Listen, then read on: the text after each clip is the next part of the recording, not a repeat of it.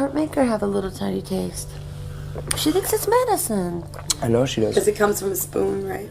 Después de 3 décadas de silencio, Frances Bean Cobain finalmente está hablando sobre el padre que apenas conoció. La historia detrás de las últimas fotos de Kurt con ella, la carta secreta que escribió antes de su nacimiento y la dolorosa verdad de crecer como la huérfana más famosa del rock. Hoy, estamos revelando la historia cruda y emocional de una hija que intenta entender al padre que se fue demasiado pronto. Kurt Cobain nació el 20 de febrero de 1967 en un pequeño pueblo llamado Aberdeen, Washington. Era un lugar difícil para crecer. El pueblo estaba en crisis porque la industria maderera estaba muriendo y muchas personas estaban sin trabajo. Los padres de Kurt, Donald y Wendy, eran muy jóvenes cuando lo tuvieron.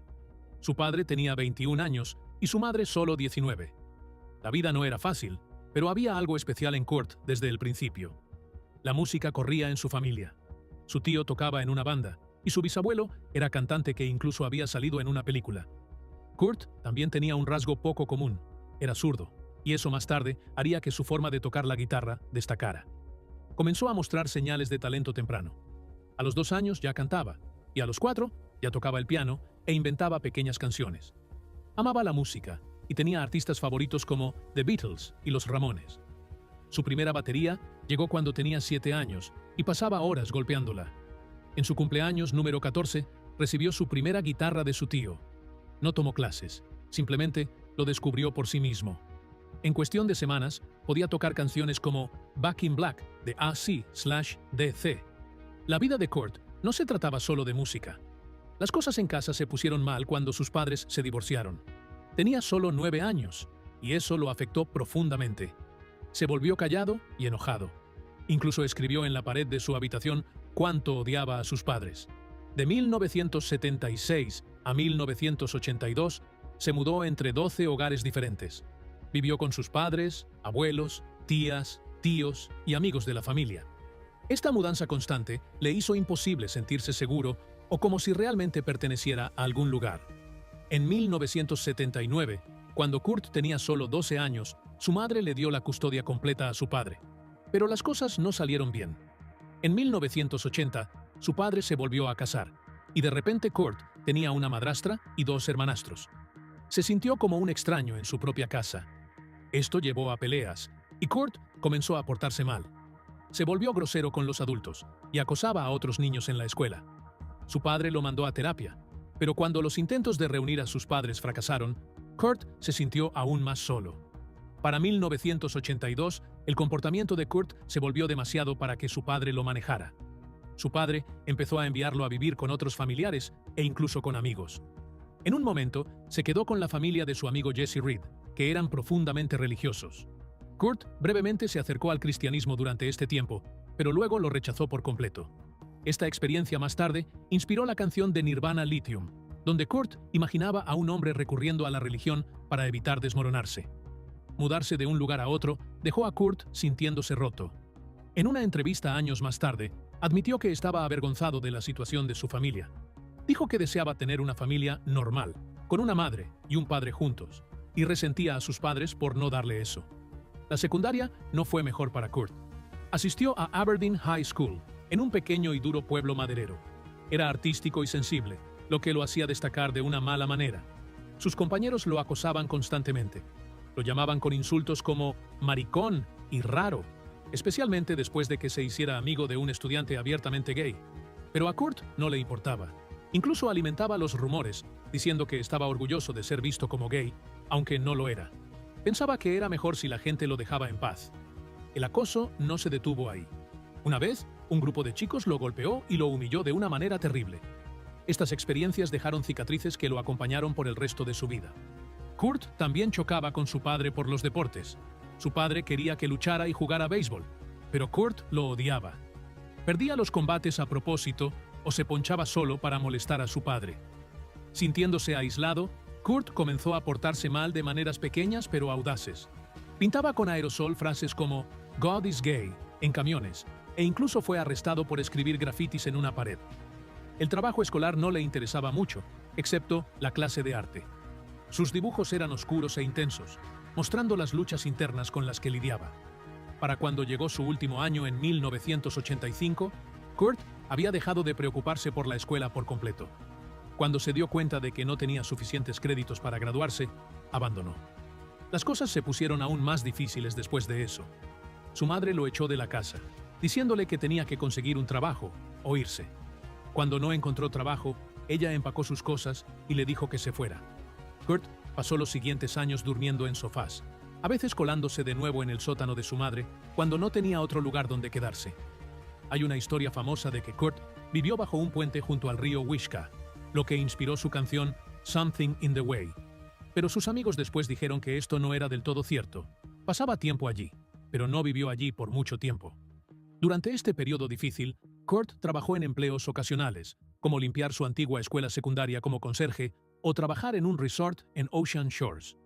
Apenas ganaba lo suficiente para sobrevivir, pero estas luchas moldearon profundamente su música. En 1984, la vida de Kurt cambió cuando descubrió el punk rock. Su amigo Buzz Osborne de The Melvins le dio cintas de bandas como Black Flag y los Sex Pistols. Desde el momento en que escuchó, Kurt sintió que había encontrado su propósito. El punk rock no era solo música para él. Hablaba a su ira y frustración con el mundo. Inspirado, se cortó el cabello, cambió su estilo y comenzó a experimentar con su guitarra, tratando de copiar el sonido rápido y ruidoso que amaba. El 7 de mayo de 1985, Kurt Cobain conoció a Krist Novoselic en el espacio de ensayo de una banda local. Kurt realmente quería formar una banda y pasó meses convenciendo a Krist de unirse a él. Le dio a Krist una cinta de su proyecto musical llamado Fecal Matter. Una canción, Spank Through, llamó la atención de Krist y para diciembre de 1987 finalmente formaron una banda juntos. La llamaron Nirvana. Pero el comienzo no fue fácil. No podían mantener un baterista. En solo 3 años, 5 bateristas entraron y salieron. Parecía que todo podría desmoronarse antes de comenzar. Luego, en 1988, Chad Channing se unió y la banda encontró algo de estabilidad. En esa época, empezaron a usar el nombre Nirvana, pero ni siquiera eso estaba seguro al principio. Su primer concierto como Nirvana fue en Tacoma, Washington, el 19 de marzo de 1988. Kurt hizo el cartel él mismo, enumerando sus viejos nombres como Skid Row, Ted Ed Fred y Pen Cap Chew. Poco después, otra banda llamada Nirvana los demandó por el nombre. Resolvieron la disputa en silencio y mantuvieron el nombre, que pronto se volvería famoso. Cuando hicieron su primer álbum, Bleach, la lucha continuó. No tenían mucho dinero, así que un guitarrista llamado Jason Everman pagó $606.17 para cubrir los costos de grabación. Jason no tocó ni una sola nota en el álbum, pero lo acreditaron de todas formas para hacerlo sentir incluido. Las sesiones de grabación fueron duras. Trabajaron en Nochebuena de 1988 y luego pasaron 3 agotadores días en el estudio, terminando en enero de 1989. El álbum salió en junio, pero no vendió mucho, solo unas 40,000 copias. Nadie fuera de la escena musical underground realmente lo notó. Pero alguien importante sí lo hizo. Kim Gordon de Sonic Youth amó su música y habló de ellos a otras personas. Gracias a ella, Nirvana consiguió un contrato con DGC Records en 1990. Algunos fans en Seattle los acusaron de venderse, pero Kurt y Krist sintieron que era su oportunidad de llegar a más gente sin renunciar a su música. Kurt se inspiró en una banda llamada The Pixies. Le encantaba cómo hacían música tranquila que de repente se volvía fuerte y cruda. Cuando Kurt y Krist escribieron Smells Like Teen Spirit, Kurt se rió y dijo que sonaba tanto a The Pixies que la gente los acusaría de copiar. El cantante de los Pixies, Black Francis, incluso bromeó diciendo que Nirvana había copiado su estilo, pero no se molestó por ello. Kurt admiraba cómo The Pixies mezclaban melodías suaves y pegadizas con sonidos agresivos, y esa mezcla se convirtió en una gran parte de la música de Nirvana. Cuando Nirvana firmó con DGC Records, se sintió como un gran avance. Recibieron $287,000 por 2 álbumes. Cada miembro de la banda recibió alrededor de $95,000, pero después de pagar a los managers y otros gastos, no era tanto como parecía. Para facilitar las cosas, Kurt organizó otro acuerdo donde cada uno recibiría $1,000 cada mes. Incluso con este dinero, Kurt se preocupaba por ser llamado un vendido. Odiaba la idea de perder el respeto de sus fans originales.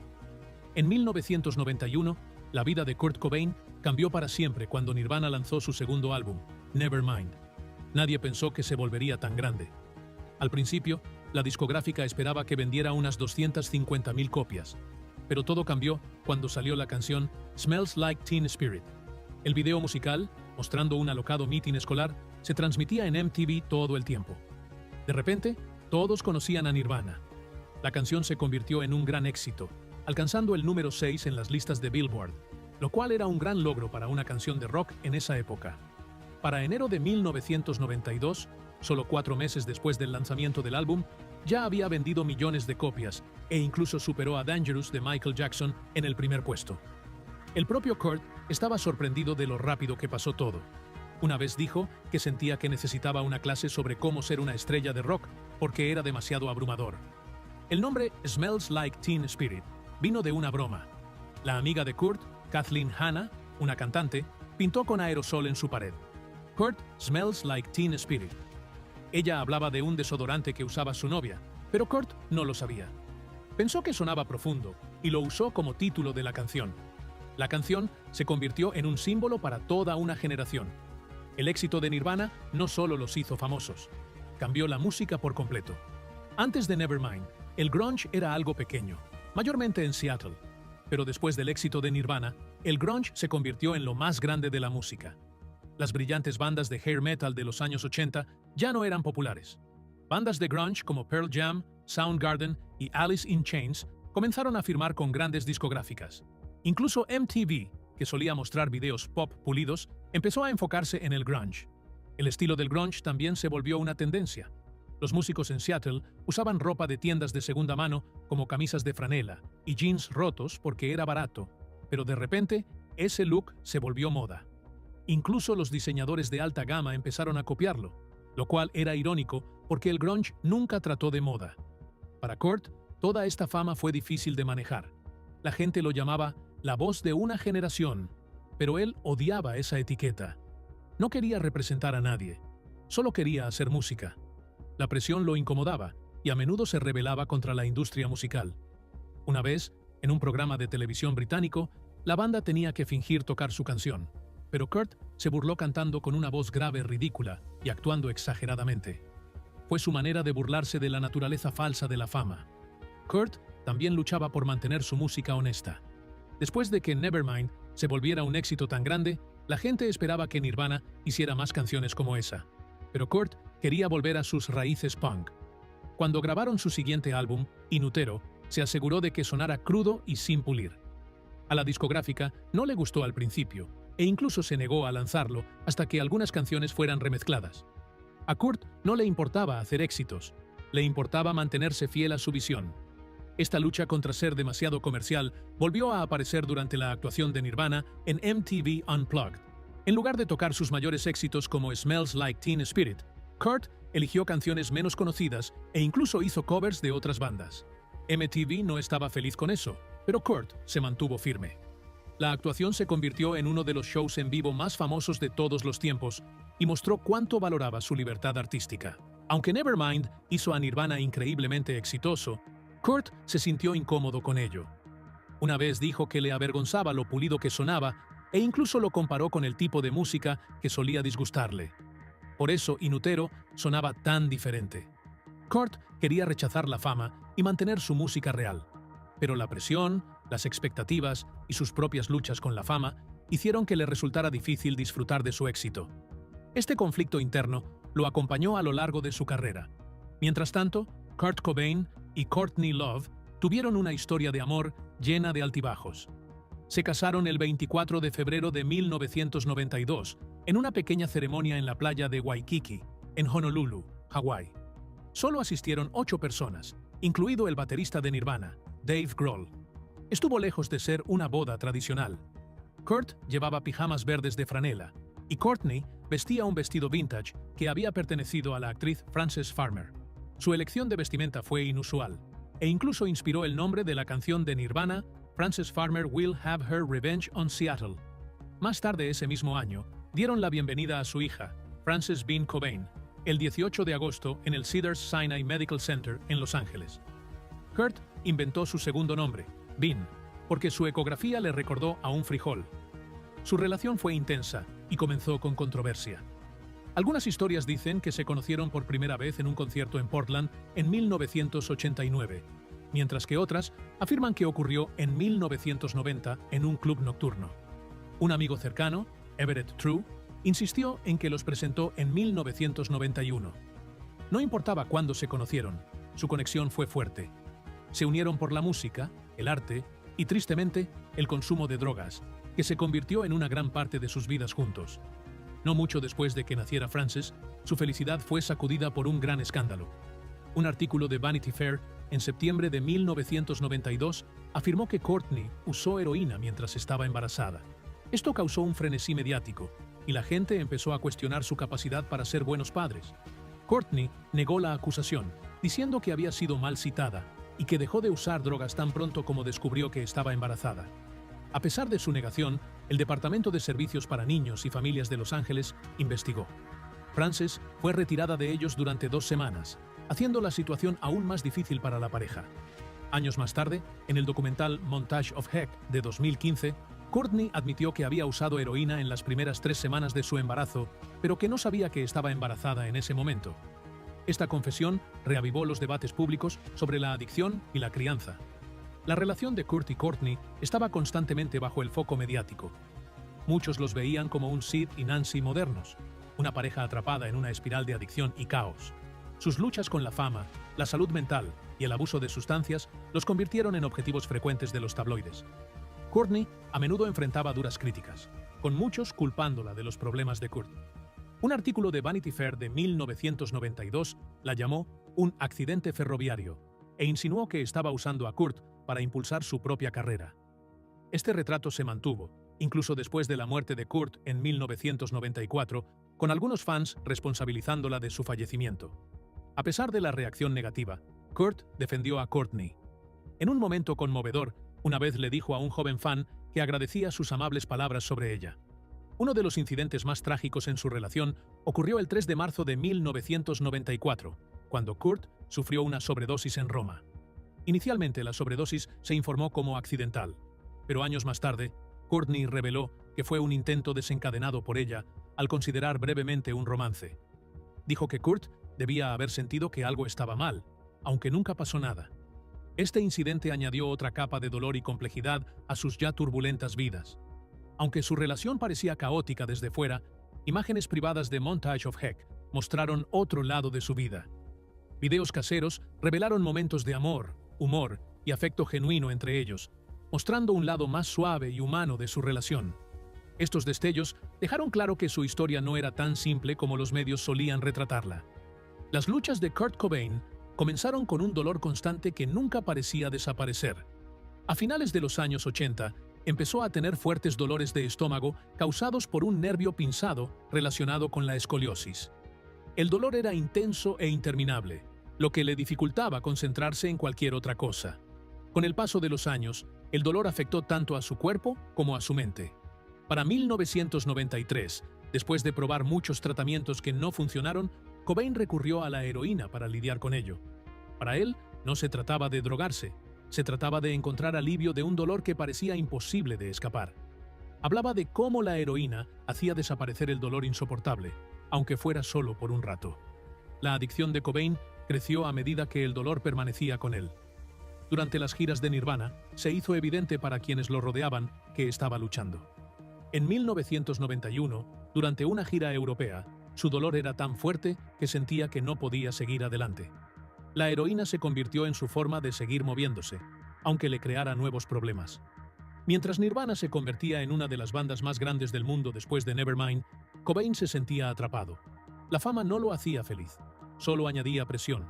Sus constantes giras no le dejaban tiempo para una atención médica adecuada, y ni siquiera los medicamentos que probó ayudaban mucho. Seguía recurriendo a la heroína, atrapado en un ciclo de dolor y dependencia. La salud mental de Cobain hizo las cosas aún más difíciles. Desde temprana edad, lidiaba con luchas emocionales. De niño, fue diagnosticado con TDA, y más tarde, le dijeron que tenía trastorno bipolar. Esto significaba que su estado de ánimo oscilaba entre una alta energía y una profunda tristeza. Las personas cercanas a él veían estos cambios. A veces, era cálido y encantador. Otras veces, distante y molesto. Su música reflejaba estos sentimientos. Canciones como Lithium capturaban los altibajos que experimentaba. Aunque su música le permitía expresar sus batallas internas, Cobain dudaba en buscar ayuda. Le preocupaba que el tratamiento o la medicación pudieran apagar su creatividad, algo que valoraba profundamente. En ese momento, también había mucho estigma en torno a la salud mental, lo que hacía que pedir ayuda fuera aún más difícil. Con los años, Cobain se sintió cada vez más abrumado. La presión de la fama, su dolor constante y sus luchas emocionales se acumulaban. Los amigos notaban cuánto estaba sufriendo, y su dependencia de la heroína empeoraba todo. Muchas personas con trastorno bipolar recurren a las drogas o al alcohol para sobrellevar sus sentimientos, y Cobain no fue la excepción. A pesar del éxito de su música, a menudo hablaba de sentirse perdido e incapaz de mantenerse al día con todo lo que se esperaba de él. En las semanas previas a abril de 1994, las personas cercanas a Cobain intentaron ayudarlo. Después de una sobredosis grave en Roma, que muchos creyeron que no fue accidental, su esposa Courtney Love y sus amigos trabajaron juntos para organizar una intervención. El 25 de marzo, todos se reunieron en su casa de Seattle para hablarle sobre lo que estaba pasando. Fue una reunión emotiva que duró horas. Al principio, Cobain se resistió, pero finalmente aceptó ir a un programa de desintoxicación. Sin embargo, cuando llegó el momento de salir para el tratamiento, cambió de opinión en el último momento y se negó a ir. Pero finalmente accedió después de pensarlo. El 1 de abril de 1994, Kurt Cobain tomó una decisión que lo cambiaría todo. Abandonó el Exodus Recovery Center en Los Ángeles, donde había ingresado solo 36 horas antes para tratamiento.